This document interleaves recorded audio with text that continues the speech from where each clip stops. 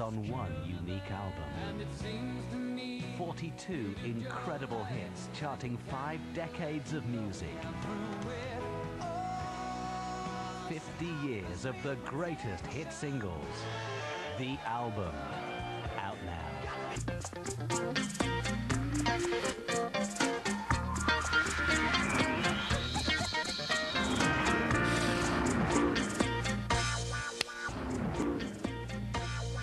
Okay, now we're talking about the very latest anti-aging treatments. We spoke about fillers earlier, now it's time for some, we've all heard about it, Botox.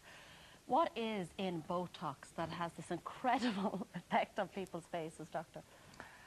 Botox is a substance produced by bacteria. The bacteria is called Clostridium botulinum. And I suppose if we look at it by analogy, your car, the motor sort of turns and it turns the back wheels and engages through the gearbox. What Botox basically does is disengages the gearbox. It's like putting the clutch down.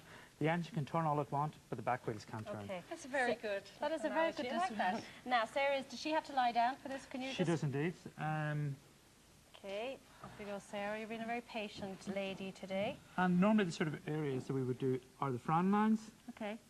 sort of forehead, Okay. sort of frown lines, and the areas around the eyes. Okay, it doesn't go from the nose down at all, Botox? No. Just Well, it does actually.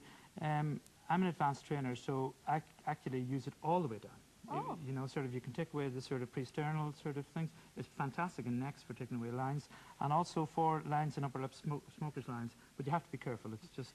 Okay, so you have to be a doctor to do this. You don't have to be a doctor to do it. Believe it or not, in You Ireland... know what you're doing, though. You have to, a doctor or a dentist you have to know your injection points, that's right. The muscles that I'm injecting at the moment are what's called the corrugator muscles. Is that sore? Just feel a tiny little pinch. Tiny little pinch. It just looks, it's just because it's a needle. I have a thing about... Needle's very small. Yeah, I know, but still a needle. How much does that cost, that kind of work now that you're doing? Okay, Botox isn't as expensive as people believe. To do a total face, and we'll talk in terms just of the face-up, is $450. How long would that last? Anna, the Botox that I'm using, believe it or not, is a different form. It's, can I just have that, Julie, for a moment?